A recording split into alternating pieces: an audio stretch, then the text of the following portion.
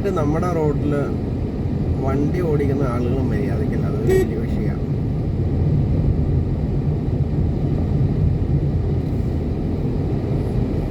പിന്നെ റോഡുകൾ മോശമാണ്. റോഡുകൾ ഇപ്പം നല്ല റോഡ് എന്ന് പറഞ്ഞാൽ ഞാൻ ഈ അടുത്ത പ്രദേശത്ത് ഒരു നല്ല റോഡുള്ളത്, ഈ റോഡ് കുഴപ്പമില്ല, നമ്മൾ കോലഞ്ചേരി തമ്മാനിവട്ടം റോഡ് കുഴപ്പമില്ല. എന്നാലും ബെസ്റ്റ് നല്ലൊരു റോഡുള്ളത് 10 മൈൽ ടു പത്താം മൈൽ ടു പട്ടിമറ്റം റോഡാണ്. അതായത് വണ്ടി ഒരു 90 കിലോമീറ്റർ സ്പീഡിൽ ഓടിക്കാവുന്ന റോഡ് അതാണ്. പക്ഷേ എനിക്ക് തോന്നുന്നു സ്റ്റേറ്റ് ഹൈവേയിൽ 70 ആണോ 80 ആണോ എന്ന് എനിക്കറിയില്ല സ്പീഡ് ലിമിറ്റ്. അത് സ്റ്റേറ്റ് ഹൈവേ ആണോ സംശയമുണ്ട്. സ്റ്റേറ്റ് ഹൈവേ ആണ് പെരുമ്പാവൂർ പുത്തൻകുരിശ് റോഡ്. അതിനിപ്പോൾ സാധാരണ ഇതാണോ എന്നറിയില്ല, പിന്നെ ഒരു റോഡാണോ.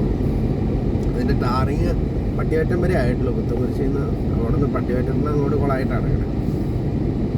അതുപോലെ കോലഞ്ചേരി ടു പട്ടിമറ്റവും കുളമാണ്. ഏറ്റവും നല്ല റോഡാണ് ശരി കോലഞ്ചേരി ടു പെരുമ്പാവൂർ റോഡ്. പക്ഷേ അതിൻ്റെ ടാറിങ് ഇതുവരെ ഒന്നും ആയിട്ടില്ല. അതൊരു സ്റ്റേറ്റ് ഗവൺമെൻറ്റിൻ്റെ കീഴിലുള്ള ഏറ്റവും തിരക്കുള്ള റോഡ് കോലഞ്ചേരിയിലുള്ളതിൽ കോലഞ്ചേരി ടു പെരുമ്പാവൂർ റോഡാണ്. പക്ഷെ അതിൽ പ്രോപ്പറായിട്ടുള്ള ടാറിങ് ഒന്നും ഇതേവരെ ചെയ്തിട്ടില്ല. ഒരു സ്റ്റേറ്റ് ഹൈവേ മോഡലിലുള്ള നല്ലൊരു ടാറിങ് അതിൽ പണ്ടേ ചെയ്യേണ്ട, അത് ഇതേവരെ ചെയ്തിട്ടില്ല. അപ്പോൾ നല്ല റോഡ് എന്ന് പറയാവുന്നത് 10 മൈൽ ടു പുത്തൻകുരിശ് റോഡാണ്. ഞാൻ ഈ വണ്ടിയിലൊക്കെ വേണമെങ്കിൽ 70 അല്ല 90 വരെ സുഖമായിട്ട് പോകും. അതിന് മേലോട്ട് നല്ല സേഫ് അല്ല തോന്നുന്നു. കാരണം ഒരുപാട് സ്ട്രെയിറ്റ് റോഡല്ല. കുറേ ഏരിയകളൊക്കെ സ്ട്രെയിറ്റ് ഉണ്ട്, കുറേ ഏരിയസിലൊക്കെ ഒരു 80-90 വരെ പോകാവുന്ന റോഡാണ് പെരുമ്പാവൂർ അല്ല മറ്റേ പുത്തൻകുരിശ് പെരുമ്പാവൂർ റോഡ് എന്ന് പറഞ്ഞാൽ 10 മൈൽ മുതൽ ഇവിടം വരെയുള്ള സ്ട്രെച്ച്, നമ്മുടെ പട്ടിമറ്റം വരെയുള്ള സ്ട്രെച്ച്. അത് നല്ലൊരു സ്ട്രെച്ചാണ്. വണ്ടി നല്ല സ്പീഡിൽ പോകാവുന്ന ഒരു സ്ട്രെച്ചാണ്. വണ്ടികളും കുറവാണ് അതേക്കടെ. അപ്പോൾ നമുക്ക് ധൈര്യമായിട്ട് ഓടിച്ച് പോകാവുന്ന ഒരു സ്ട്രെച്ച്. അപ്പോൾ കോലഞ്ചേരി എറണാകുളം റോഡിൽ കാര്യം നല്ല സ്ട്രെച്ചാണ്, നല്ല റോഡ് വരുന്നുണ്ട്. പക്ഷേ അവിടെ ഒരുപാട് വണ്ടികളാണ്. അപ്പോൾ ഒരു പരിധി കൂടുതൽ സ്പീഡിൽ അവിടെ പോകാൻ പറ്റില്ല. അല്ലെങ്കിൽ അത് 4 ലൈൻ റോഡുമില്ല അവിടെ. അതിൻ്റെ സാധ്യതയും കുറവായിരിക്കും.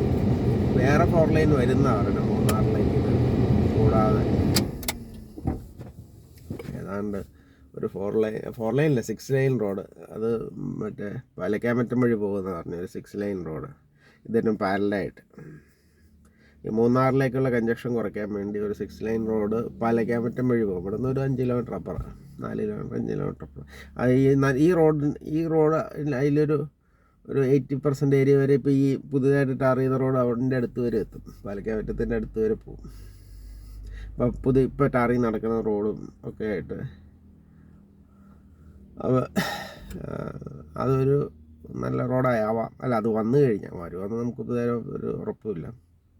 വന്നു കഴിഞ്ഞാൽ ചിലപ്പം നല്ല റോഡാവാം.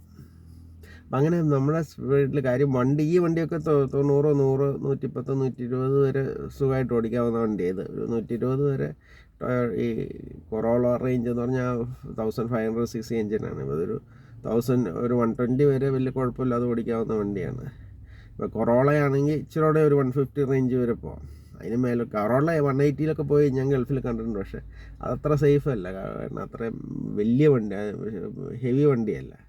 ക്യാമറയൊക്കെ ആണെങ്കിൽ ചിലപ്പോൾ 150+ പോകാം. ക്യാമറ വണ്ടിയൊക്കെ ആണെങ്കിൽ ടൊയോട്ടയുടെ ക്യാമറ ആണെങ്കിൽ 150, ബെൻസ് പോലുള്ള വണ്ടികൾ 150+ പോകാം. ക്യാമറ കുഴപ്പമില്ല, ക്യാമറ ചിലപ്പോൾ 150+ പോകാം, ബെൻസ് പോകാം. പിന്നെ അങ്ങനെയുള്ള ആ കാറ്റഗറിയിലുള്ള വണ്ടികളൊക്കെ 150+ പോകാം. എന്ന് പറഞ്ഞാൽ നല്ല റോഡ്. ഇപ്പോൾ ഇവിടുത്തെ റോഡല്ല, ഈ 6 ലൈൻ നാഷണൽ ഹൈവേയിലൊക്കെ പോകാം. പക്ഷേ ഇവിടെ എല്ലാം സ്പീഡ് റെസ്ട്രിക്റ്റ് ചെയ്തിട്ടുണ്ട്. നമ്മുടെ ഇന്ത്യയിൽ ഐ തിങ്ക് 6 ലൈൻ നാഷണൽ ഹൈവേയിൽ 120 കിലോമീറ്റർ വരെ മാക്സിമം പാടുള്ളൂ. എക്സ്പ്രസ് ഹൈവേയിൽ 120 വരെ പാടുള്ളൂ. അതിന് കീപ്പോട്ടുള്ളതിൽ 110 ഉണ്ട്, 100 ഉണ്ട്. 2 ലൈനിലൊക്കെ മാക്സിമം സ്പീഡ് നാഷണൽ ഹൈവേയിൽ 80 കിലോമീറ്റേഴ്സ് ഉള്ളൂ. കോലഞ്ചേരിയൊക്കെ 2 ലൈൻ നാഷണൽ ഹൈവേ, അത് കോലഞ്ചേരി വഴി പാസ് ചെയ്യുന്നത്. അതിലൊക്കെ മാക്സിമം സ്പീഡ് 80 ഉള്ളൂ.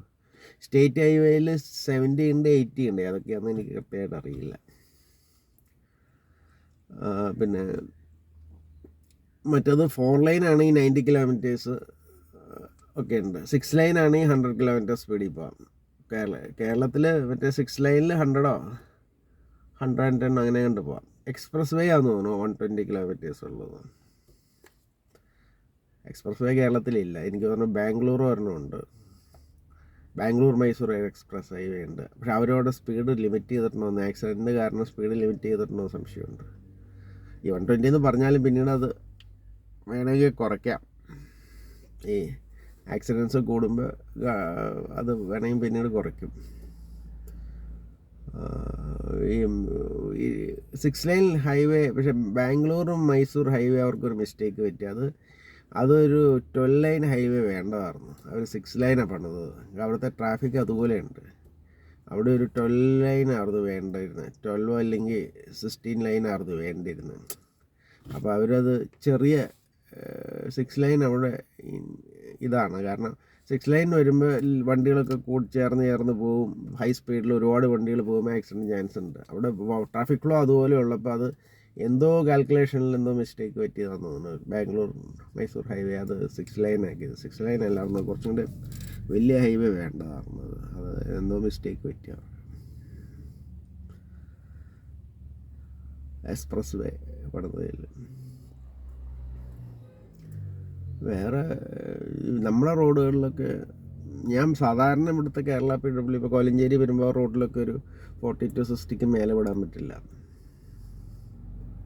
ആക്സിഡൻസ് ഉണ്ടാവും. കാരണം നമ്മളിപ്പോൾ 60 മേലോട്ട് പോയി കഴിഞ്ഞാൽ ആക്സിഡൻസ് ഉണ്ടാവും. കാരണം ഒരുപാട് കേഴ്സും ബെൻസും മാത്രമല്ല, വട്ടം വയ്ക്കണം സ്കൂട്ടറുകാർ, ബൈക്കുകാർ, വല്യപ്പന്മാർ, അനിമൽസ്, കുട്ടികൾ, സ്കൂൾ വിട്ടു പോകുന്ന കുട്ടികൾ, പിന്നെ സൈഡിൽ കൂടെ നടന്നു പോകുന്ന ഇന്ത്യക്കാർ, അങ്ങനെ ഒരുപാട് പേര് ഇഷ്യൂസ് ഉണ്ട്. അപ്പോൾ അത്രയും ഇഷ്യൂസ് റോട്ടിലുള്ളപ്പോൾ നമുക്കൊരു 40 to 60 പോകാൻ പറ്റില്ല. സാധാരണ ഇവിടുത്തെ PWD റോഡ് ഒന്നും തന്നെ ഒരു 60 മേലെ, 70 മാക്സിമം ഗവൺമെൻറ് വെച്ചേക്കണേ. 70 വെച്ചിട്ടുണ്ടെങ്കിൽ 60 മേലോട്ട് പോകാനായിട്ട് സേഫ് അല്ല. നമ്മളെ പോവാം, ചിലപ്പോൾ ഒരു കുഴപ്പമില്ലാതെ ചിലപ്പോൾ 5-8 കൊല്ലം പോകാം. പക്ഷേ എന്തെങ്കിലും ഒരു ദിവസം പ്രശ്നം വന്നാൽ പ്രശ്നം. 40 to 60 ആകുമ്പോൾ നമ്മൾ പെട്ടെന്ന് ഒരാൾ വട്ടം വെച്ച് കഴിഞ്ഞാൽ ചവിട്ടിയാൽ നിൽക്കാനുള്ള സാധ്യതയുണ്ട്. ഒരു ബിലോ 60 ആണെങ്കിൽ. അതിൽ മേലോട്ട് പോയി കഴിഞ്ഞാൽ ചിലപ്പോൾ സഡനായിട്ട് ചവിട്ടിയാൽ ചിലപ്പോൾ ഒരാൾ പെട്ടെന്ന് വട്ടം ചാടും. ഈ നമ്മുടെ റോട്ടിലൊക്കെ ഒരുപാട് ആളുകൾ നടക്കുന്നുണ്ട്. അപ്പോൾ അതുകൊണ്ട് അതിന് ആ ഒരു പ്രശ്നമുണ്ട്. ഒരു ലിമിറ്റ് വിട്ട് നമുക്ക് സ്പീഡിൽ പോകാൻ പറ്റില്ല നമ്മുടെ ഈ റോഡിൽ. അല്ലെങ്കിൽ ഇപ്പോൾ അമേരിക്ക പോലെയുള്ള 6 ലൈൻ റോഡ്, ഇവിടെ ഒരു 6 ലൈൻ വരുന്നുണ്ട്. മറ്റേ പറവൂർ വഴി എടപ്പള്ളി വഴി ഒരെണ്ണം പോകുന്നുണ്ട്. അതിൽ ചിലപ്പോൾ പോകാമായിരിക്കും, 100 കിലോമീറ്റർ സ്പീഡിലൊക്കെ പോകാമായിരിക്കും. അത് പണി കഴിഞ്ഞാൽ 100 പോകുമായിരിക്കും. 6 ലൈനല്ലേ, അത് 100-110 ഒരു മാക്സിമം സ്പീഡ് ഉണ്ടാവുമായിരിക്കും അതിൽ. അല്ല, ഒരു ലൈൻ 3-ലായിരിക്കും 300-110. അതിന് താഴെയുള്ള ലൈനിൽ ചിലപ്പോൾ സ്പീഡ് കുറവായിരിക്കും. ഇങ്ങനെയാണെന്നറിയില്ല എൻ്റെ പരിപാടികൾ. അതിൽ 2 സൈഡിൽ സർവീസ് റോഡും ഉണ്ട്. പക്ഷേ സ്പീഡ് അത്രയും വയ്ക്കുമ്പോൾ ടു വീലേഴ്സ് മാക്സിമം ഒരു 20-25 കിലോമീറ്റർ കൂടുതൽ പോകാറില്ല. അല്ലെങ്കിൽ ഒരു 30-40 കിലോമീറ്റർ 50 കിലോമീറ്റർ താഴെ ടു വീലേഴ്സ് പോകുന്നുള്ളൂ. അതുകൊണ്ട് ടു വീലേഴ്സിനെ മറ്റേ ഈ നാഷണൽ ഹൈവേട്ട് കയറ്റാതെ അവരെ ഞാനും 2 വീലർ ഓടിക്കുന്ന ആളാണ്. പക്ഷേ എൻ്റെ അഭിപ്രായം ടു വീലേഴ്സിനെ ഒരു കാരണവശാലും 6 ലൈനിലേക്ക് കയറ്റാൻ പാടില്ല. അവർക്ക് താഴെയുള്ള സർവീസ് റോഡ് ഉണ്ട്, സർവീസ് റോഡ് വഴി പോകാൻ പറയണം. അതിലേക്ക് പോയി കഴിഞ്ഞാൽ ഒരു 10,000 രൂപ ഫൈനെങ്കിലും വെച്ച് കൊടുക്കണം. എന്നാലാണ് അതിൻ്റെ ആവശ്യമുള്ളൂ. ടു വീലേഴ്സിന് ആകെ ഒരു ടു വീലർ ഒരു ദിവസം 30 കിലോമീറ്റർ താഴെ ട്രാവൽ ചെയ്യണുള്ളൂ. അപ്പോൾ അവന് താഴെയുള്ള സർവീസ് ലൈൻ ഇനഫ് ആൻഡ് മോറാണ്. മേളിൽ പോയി കഴിഞ്ഞാൽ കുറച്ചുകൂടെ സ്പീഡിൽ പോകും. പക്ഷേ അതുകൊണ്ട് കാര്യമില്ല. അവനവിടെ പോയി കംപ്ലീറ്റ് ട്രാഫിക് ബ്ലോക്കാക്കും, ആക്സിഡൻറ്റ് ഉണ്ടാക്കും. അപ്പോൾ അതിന് താഴേക്കടെ തന്നെ പോയാൽ മതി.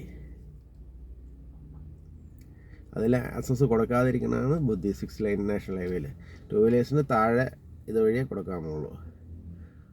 സർവീസ് റോഡ് ഇവിടെ പോകാനുള്ള ദൂരമുള്ളൂ ടു വീലേഴ്സിന്. ടു വീലേഴ്സ് അധികം ഒരു 15 കിലോമീറ്റർ 20-30 കിലോമീറ്റർ മാക്സ് 40-50 ഒരു ദിവസം പോകണം, വളരെ കുറവുണ്ടാവുള്ളൂ. ഒരു 15-25 കിലോമീറ്റർ വരെ പോകാനുള്ളൂ. അവന് താഴത്തെ സർവീസ് റോഡ് വഴി പോയാൽ മതി. കാറുകൾ അങ്ങനെയാണ്. കാറുകൾ ഇപ്പം 100, 200, 300, 400, 500 കിലോമീറ്ററൊക്കെ പോകാനുണ്ടാവും. അപ്പോൾ കാറുകൾക്ക് മറ്റേ 4 വീലേഴ്സിന് മേളത്തെ ലൈൻ, ടു വീലർ ഓട്ടോറിക്ഷയും സർവീസ് റോഡ് വഴി മാത്രമേ അലോ ചെയ്യാൻ പോകുള്ളൂ.